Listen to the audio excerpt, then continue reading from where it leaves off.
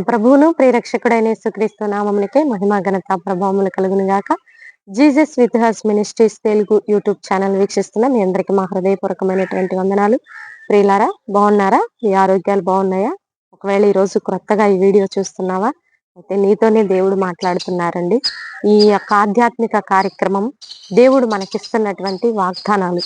మనుషుల దగ్గరకు వెళ్తే మనుషులు ఒకవేళ మనకి ఏదైనా మాట ఇచ్చారనుకోండి, నువ్వు కష్టంలో, దుఃఖంలో, వేదనలో, కన్నీటిలో ఉన్నప్పుడు వారి దగ్గరికి వెళ్ళి నాకు ఏదైనా ఆర్థిక సహాయం చేయండి అని అన్నప్పుడు, చేస్తానండి, తప్పక చేస్తాను అన్నప్పుడు, కరెక్ట్ గా ఆ టైము, ఆ కార్యము స్టార్ట్ చేసుకునే టైం దగ్గరికి పడుతూ ఉన్నప్పుడు వారి దగ్గరికి వెళ్ళి మరలా ఒకసారి జ్ఞాపకం చేసినప్పుడు, నీకు చేస్తానన్న హెల్ప్ చేయకుండా మాట తప్పొచ్చేమో కానీ ఈ దేవుడు మాత్రం మాట తప్పడండి.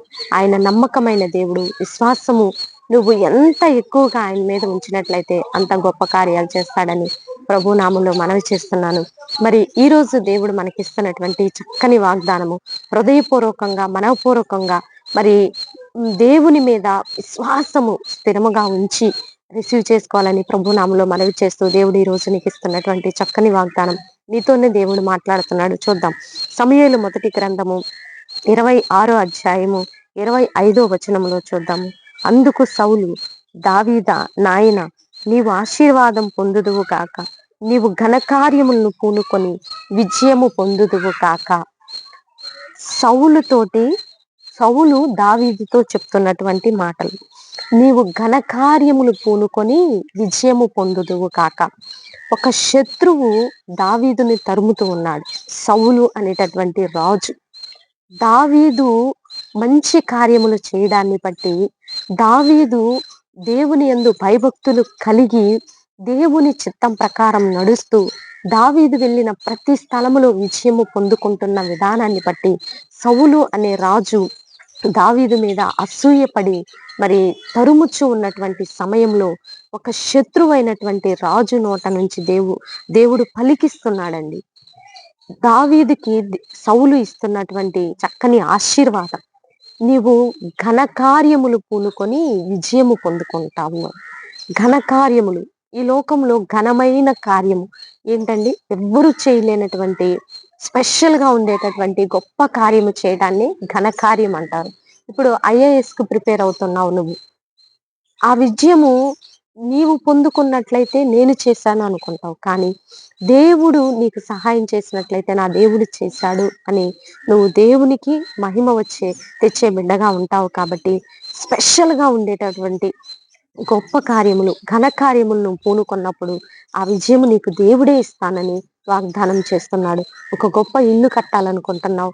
ఆ యొక్క ఇల్లు కట్టడి అంతటిలో నీకు ఆర్థికంగా మరి కొంత నీ దగ్గర ఉండవచ్చు, కానీ ఆ పని అంతటి నీ పూర్తి చేసుకోవడానికి దేవుడు నీకు సహాయం చేస్తాడు. ఈ లోకంలో ఘనమైన కార్యము ఏదైతే ఉందో అది చేసి నీవు విజయము పొందుకుంటావు.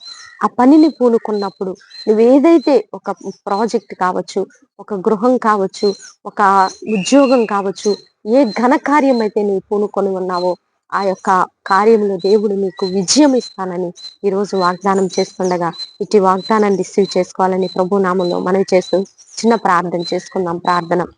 పరిశుద్ధ మహాగణుడ, ఘనమైన తండ్రి, మీరు ఇచ్చిన చక్కని వాగ్దానాన్ని బట్టి నీకు వందనాలు ప్రభా. ఎంతో మంది ప్రభా ఈ లోకంలో ఉన్నటువంటి కార్యాలను పూనుకొని వారి సొంత ఆలోచనలు, స్వచ్ఛతం మీద నడిచినప్పుడు ఉపయోగం ఉండదు. కానీ తండ్రి, నీ మీద అనుకున్న బిడ్డలకి ఘన విజయాలు ఇస్తానని వాగ్దానం చేసినందుకు వందనాలయ్య. చదువుకుంటున్న బిడ్డలకి మంచి రిజల్ట్ దయచేయండి, మంచి ఉద్యోగాలు దయచేయండి. భారతదేశాన్ని దీవించండి, తెలుగు రాష్ట్రాలను దీవించండి. వారు నాయన తలపెట్టిన ప్రతి కార్యంలో మీరు విజయం ఇస్తానని వాగ్దానం చేసినందుకు వందనాలు, స్తుతులు, స్తోత్రాలయ్యా. అయ్యా, విడిపోయిన కుటుంబాలను కట్టండి, కోర్టు కేసుల నుంచి విడుదల దయచేయండి. విడిపోయిన కుటుంబాల్లో గొప్ప మార్పు కలుగును గాక యేసు నామంలో. యవ్వనస్తులకు మారు మనసు రక్షణ దయచేయండి. చిన్న బిడ్డలను ఆశీర్వదించండి. ఈ రోజు బర్త్డే, వెడ్డింగ్ డే జరుపుకున్న బిడ్డలందరినీ మీరు దీవించి ఆశీర్వదించమని యేసయ్య అతి పరిశుద్ధమైన ఉన్నతమైన నామంలో అడిగి వేడుకొని పొందుకొని ఉన్నాము తండ్రి. ఆమేన్, ఆమేన్. ప్రియులారా, ఈ వీడియో మీకు నచ్చినట్లయితే లైక్ చేయండి. దేవుని యొక్క మహాకృప మనకి తోడుగా ఉండి నడిపించుగాక. God bless you. Praise you.